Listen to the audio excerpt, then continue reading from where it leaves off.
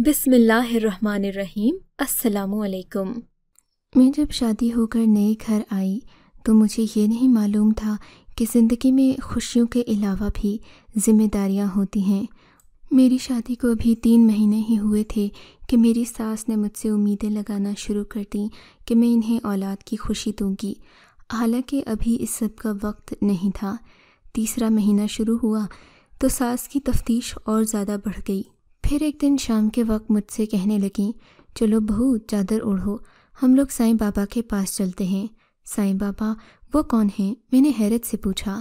بیٹی ابھی تمہاری اولاد نہیں ہو رہی نا، ورنہ تم تو جانتی ہو کہ شادی کے 2 ماہ کے اندر اندر عورت کی طرف سے خوشخبری مل جاتی ہے۔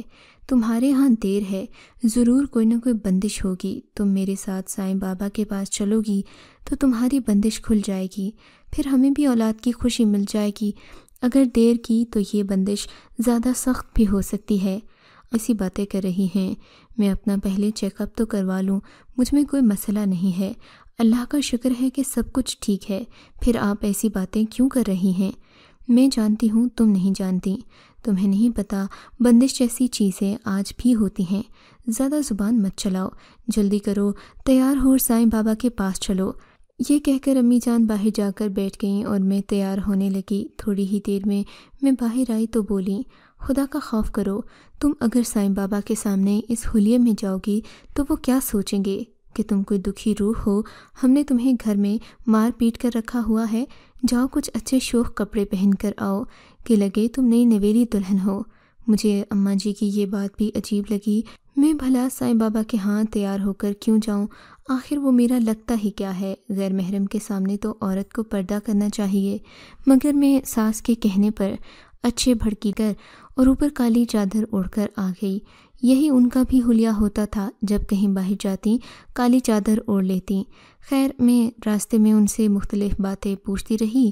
وہ سائیں بابا کی تعریفیں کرتی کہ ان کے پاس بہت ساری عورتیں آتی ہیں، کوئی بھی خالی دامن نہیں جاتی، تم جیسی کم عمر لڑکیاں بھی آتی ہیں تو فیض یاب ہوتی ہیں، تم خواہ کی باتیں نہ سوچو، آج کل کے ڈاکٹروں کا کوئی بھروسہ نہیں ہے، بس سائیں بابا ایسا علاج کرتے ہیں پھر کسی ڈاکٹر کی ضرورت نہیں رہتی۔ میں حیران تھی کہ آخر سائیں بابا کے پاس ایسا کون سا علاج ہے۔ تھوڑی ہی دیر میں ہم بابا کے آستانے پر پہنچ گئے۔ یہ عجیب بدبودار سی جگہ تھی، آس پاس مچھروں کے ڈھیر تھے، جبکہ میلی سی چادر سائیں بابا کے آستانے پر لٹکی ہوئی تھی اور واقعی عورتوں کا رش تو کافی زیادہ تھا۔ مجھے اندر جانے کے لیے اپنی باری کا انتظار کرنا تھا۔ میری تقریباً 15ویں باری تھی۔ میں وہاں بیٹھی انتظار کر رہی تھی کہ مجھے ایک عورت روتی ہوئی ملی۔ کیا بات ہے، آپ کو کوئی پریشانی ہے؟ مجھ سے گستاخی ہو گئی۔ وہ عورت روتے ہوئے بولی، اب میری ساس مجھے کہہ رہی ہیں کہ تم سائیں بابا سے معافی مانگو۔ میں اس سے معافی نہیں مانگنا چاہتی۔ اس عورت کی عمر زیادہ نہیں تھی، وہ بہت خوبصورت اور معصوم لگ رہی تھی۔ کیوں تم نے سائیں بابا سے گستاخی کیوں کی؟ بس مجھے وہ کچھ عجیب سے لگے۔ اس لڑکی نے یہ کہہ کر میرے دماغ میں بھی خطرے کی گھنٹیاں بجا دیں۔ میں تو پہلے سے ہی ذہنی طور پر تیار تھی، کیونکہ مجھے ایسے بابوں کے بارے میں بہت ہی زیادہ شکوک و شبہات رہتے تھے، نہ ہی میں ان پر یقین کرتی تھی۔ وہ تو بس اپنی ساس کی وجہ سے میں یہاں پر آ گئی تھی۔ خیر جب میری باری آئی تو میری ساس مجھے لے کر اندر گئیں۔ مجھے دیکھتے ہی سائیں بابا میری ساس سے کہنے لگا، تو باہر چلی جا بڑھیا، میں اس کا علاج خود کروں گا۔ میری ساس ان کو سلام کرتی باہر چلی گئیں۔ مجھے سخت غصہ سا علاج ہے جو یہ اکیلے میں کرنا چاہتا ہے۔ تب اس نے مجھ سے میرا نقاب اتارنے کو کہا، حالانکہ میں سر سے پاؤں تک ڈھکی بیٹھی تھی، مگر اس کی نگاہوں سے عجیب خباثت ٹپک رہی تھی۔ نقاب کیوں اتاروں؟ آپ نے علاج کرنا ہے تو آپ علاج کیجئے۔ تو میرے قریب آ کر بیٹھ جا، زیادہ باتیں نہ کر، مجھے پتہ ہے کہ علاج کیسے کرنا ہے۔ باہر عورتوں کا رش نہیں دیکھ رہی، یہ سب میرے علاج سے ٹھیک ہوئی ہیں۔ اچھا ٹھیک ہے۔ میں ذرا قریب ہو کر بیٹھ گئی، مگر پھر اگلی ہی حرکت جو اس نے کی تو میرا تھپڑ اس کے چہرے کو لال کر چکا تھا۔ تم کو شرم نہیں آتی بڈھے؟ تم اس عمر میں یہ حرکتیں کرتے ہو، خدا کا خوف کرو، اللہ کو کیا منہ دکھاؤ گے؟ یہ کہہ کر میں نے اس کے سر پر ایک زوردار تھپڑ مارا اور وہاں سے باہر نکل آئی۔ مجھے ان عورتوں پر حیرت ہو رہی تھی جو اپنی بے عزتی کروانے اس بڈھے کے پاس آ جاتی، اور یہ بڈھا بھی ان کی بے وقوفی اور نالائکی کا خوب فائدہ اٹھاتا۔ میں ان عورتوں میں سے نہیں تھی جو کسی کی بات بھی آنکھیں بند کر کے مان لوں۔ میں باہر آئی تو میرا چہرہ غصے سے لال ہو رہا تھا۔ میری ساس مجھے دیکھ کر پوچھنے لگیں کہ کیا ہوا۔ میں نے انہیں ساری کہانی سنا دی تو انہوں نے اپنا سر پکڑ لیا۔ ارے بے وقوف، ناحلف، نالائق، تجھے یہ نہیں پتا پیر بابا کی کرامت ہے، وہ سب کے ساتھ ایسا ہی کرتے ہیں، ان کی نیت بری نہیں ہے۔ تم نے کیا سمجھا کہ تم یہاں کی اکلوتی خوبصورت عورت ہو؟ یہاں پر تم سے کئی گنا خوبصورت لڑکیاں آتی ہیں، کبھی پیر بابا نے کسی کی عزت پر ہاتھ نہیں ڈالا۔ تم کو شرم نہیں آتی اس بزرگ کی بزرگی پر الزام لگاتے ہوئے؟ میری ساس مجھے ڈانٹتے ہوئے بولیں، مگر میرے پر کوئی اثر نہیں ہو رہا تھا۔ میں نے صاف کہہ دیا کہ میں دوبارہ اس بڈھے کے پاس نہیں جاؤں گی۔ میری ساس مجھے بکتی جھکتی گھر لے آئیں۔ راستے میں مجھ سے کہتی رہیں کہ تم نے اچھا نہیں کیا۔ نہ جانے کیوں مجھے راستے بھر لگ رہا تھا جیسے میں کسی کی نظروں کے حصار میں ہوں۔ بہت ڈر لگ رہا تھا۔ میری ساس نے بھی مجھے ڈرا دیا کہ سائیں بابا سے بدتمیزی کرنے والی لڑکی کبھی اپنی گود نہیں بھر پاتی، زندگی بھر وہ آہیں بھرتی رہتی ہے۔ آج سے پہلے بھی سائیں بابا سے جس عورت نے بدتمیزی کی وہ نامراد ہو کر لوٹی ہے۔ مجھے ساس کی ان باتوں پر غصہ آ رہا تھا۔ مانگنے کے لیے صرف اللہ کی ذات ہے، ہمیں کسی اور سے مدد یا پھر وسیلہ نہیں مانگنا چاہیے، یہ کام صرف اللہ کی ذات کر سکتی ہے۔ گھر آ کر بھی میری ساس مجھ سے یہی باتیں کر رہی تھی کہ دروازے پر دستک ہوئی۔ میں نے جا کر دروازہ کھولا تو میری نند سامنے کھڑی تھی۔ میری نند کی شادی کو تقریباً 3 سال ہو گئے تھے، مگر ان کے ہاں اولاد نہیں تھی۔ میری ساس بھی ان کے لیے کوششیں کرتی رہتیں اور کبھی انہیں کسی پیر بابا کے پاس لے کر جاتی تو کبھی کسی ڈاکٹر کے پاس، لیکن میری نند کا علاج ابھی تک نہیں ہو پایا تھا۔ آج بھی وہ بہت رو رہی تھیں۔ اپنی ماں کے پاس جا گئیں۔ ساس اماں نے پوچھا تو کہنے لگیں میری ساس میرے شوہر ماجد کی دوسری شادی کروانا چاہتی ہیں کیونکہ مجھے 3 سال سے اولاد نہیں ہے۔ یہ کہہ کر وہ مزید رونے لگیں۔ میری ساس نے انہیں تسلی دی۔ تب میں بھی وہاں پہنچ گئی اور ساس سے کہا کہ آپ باجی کو کیوں نہیں سائیں بابا کے پاس لے کر جاتی؟ اگر وہ اتنی ہی کرامت والے ہیں تو پھر باجی کا علاج بھی تو ہو ہی سکتا ہے۔ ساس سوچ میں پڑ گئیں۔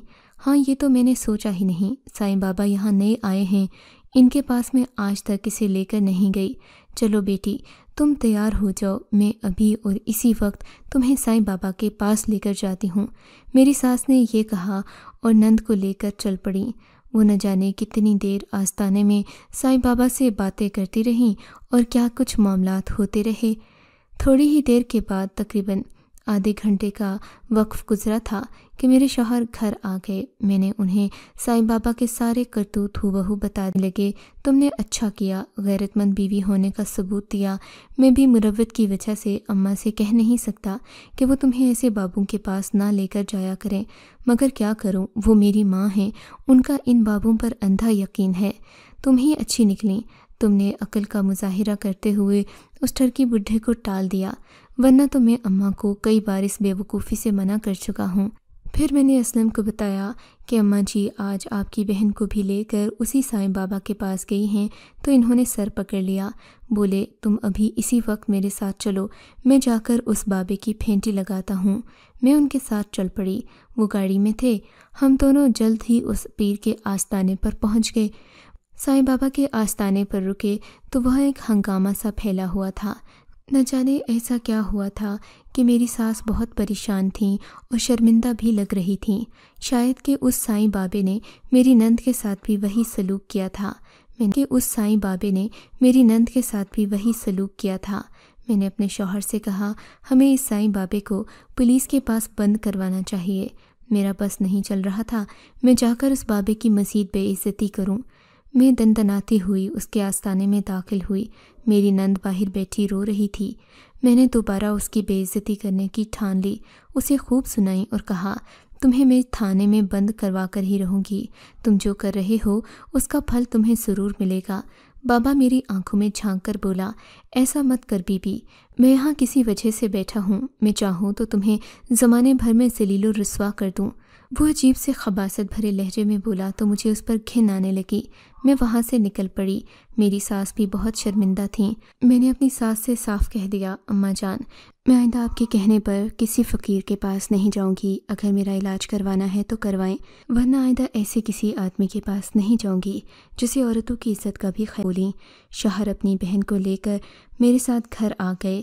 2-3 دن تو اس بات کا اثر رہا، مگر ہفتے بعد میری ساس نے پھر سے وہی ضد شروع کر دی۔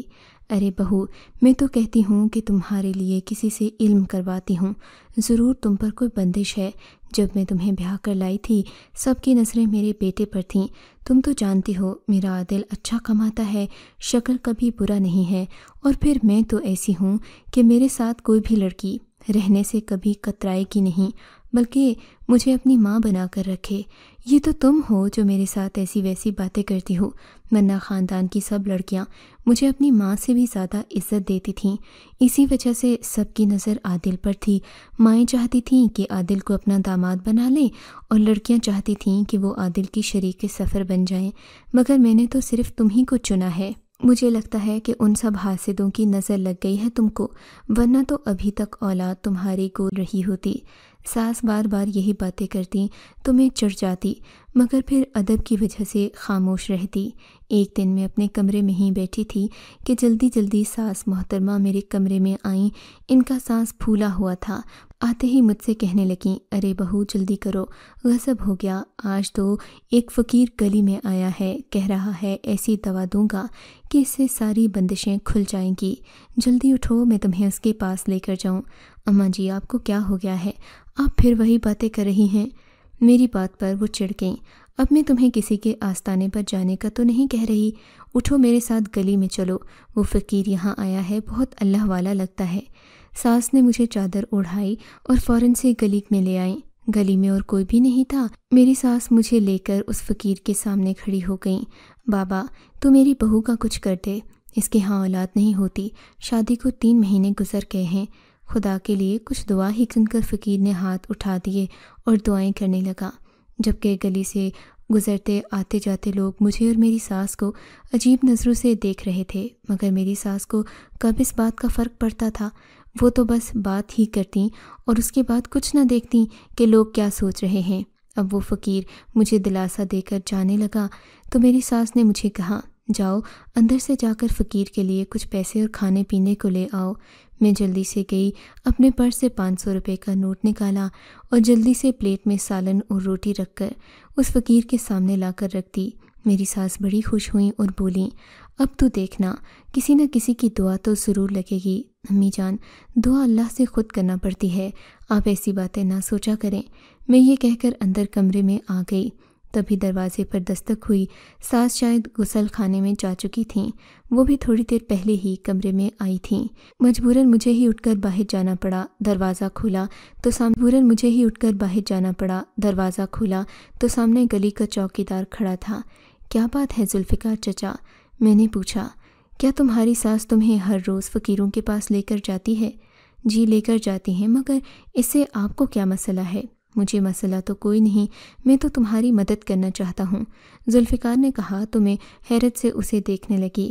وہ اس محلے میں نیا چوکیدار آیا تھا، اسے کوئی 1 ہفتہ ہی گزرا تھا، مگر اکثر ہمارے گھر کے ارد گرد ہی منڈلاتا رہتا، اور آج بھی اس نے مجھے فقیر بابا کے ساتھ دیکھ لیا تھا کہ میری ساس مجھے دعا کروانے کے لیے بابا کے سامنے لے کر آئی تھیں۔ میں نے ناگواری سے پوچھا، تم میری کیا مدد کر سکتے ہو؟ دیکھو، میں تو نہ ہی تمہیں کسی فقیر کے آستانے میں جانے کا کہوں گا اور نہ ہی تمہیں کوئی اور بات، بس تمہیں ایک ایسی چیز دوں گا جسے کھا کر تم اولاد پیدا کرو گی۔ میں وہ کیا چیز ہے؟ میں نے حیرت سے پوچھا۔ بس تمہیں کل بتاؤں گا، میں تم سے کوئی ہاں مگر اس علاج کی ایک شرط ہوگی، اور وہ شرط میں تمہیں تب بتاؤں گا جب تم امید سے ہو جاؤ گی۔ چوکیدار نے یہ بات کہہ کر مجھے حیران کر دیا۔ مجھے اولاد کی تو کوئی جلدی نہیں تھی، ہاں مگر میری ساس کو بہت فکر تھی، تبھی میں نے حامی بھر لی۔ چوکیدار نے کہا کہ وہ کل مجھے کھانے کی کوئی چیز لا کر دے گا۔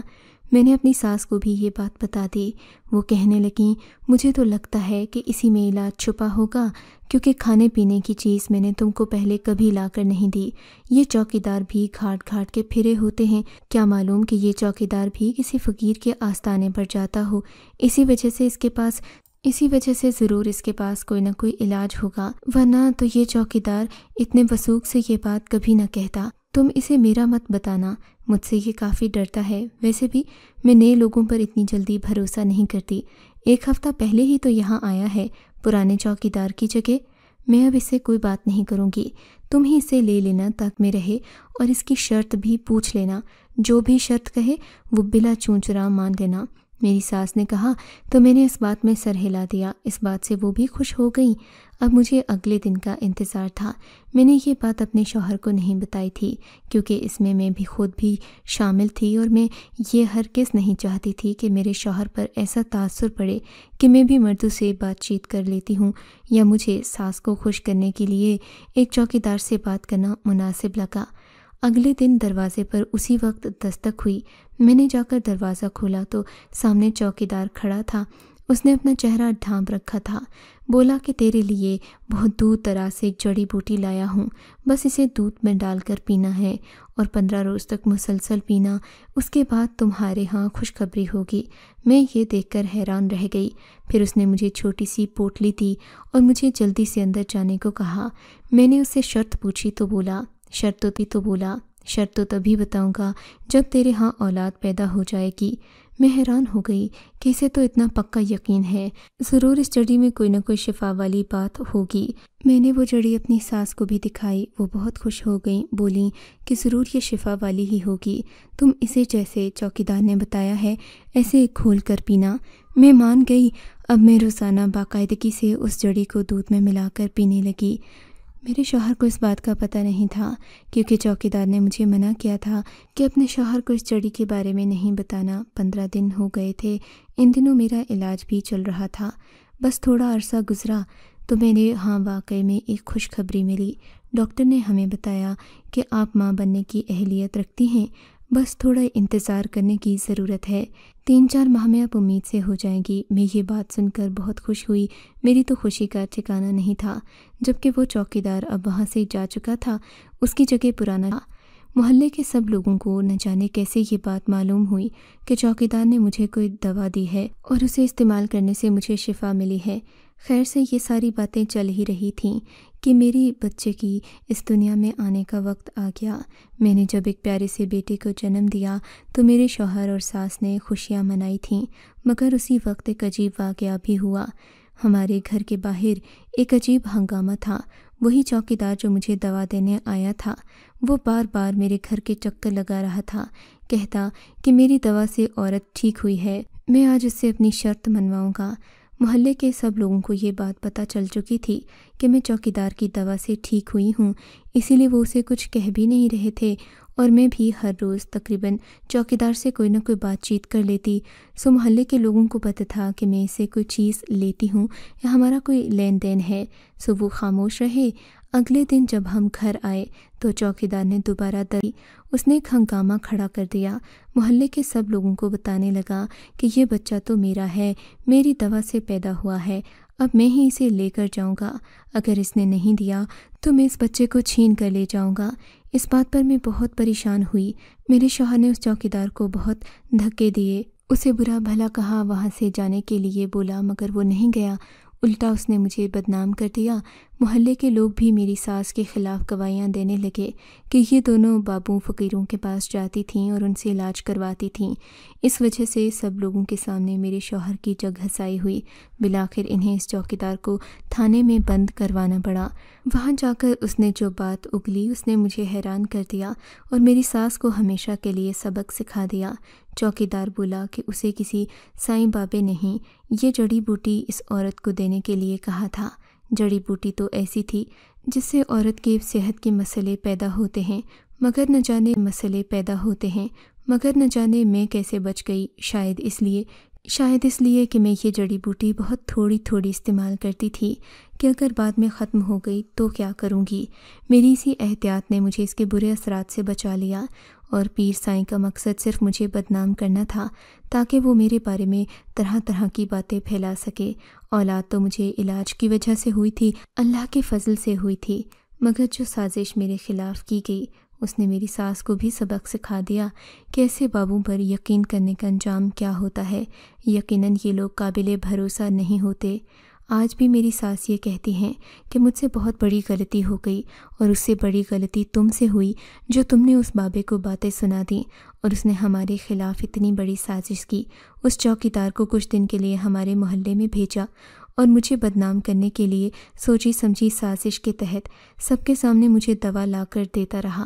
خدا غارت کرے ایسے لوگوں کو جو ہاتھ دھو کر نیک عورتوں کے پیچھے پڑ جاتے ہیں۔ آپ کو اگر یہ کہانی اچھی لگی ہے تو اس ویڈیو کو لائک کیجیے، اور اس طرح کی مزید کہانیاں سننے کے لیے ہمارے چینل کو ضرور سبسکرائب کیجیے۔ کہانی سننے کا شکریہ۔ آپ سے ملاقات ہوگی اگلی ویڈیو میں، تب تک کے لیے اللہ حافظ۔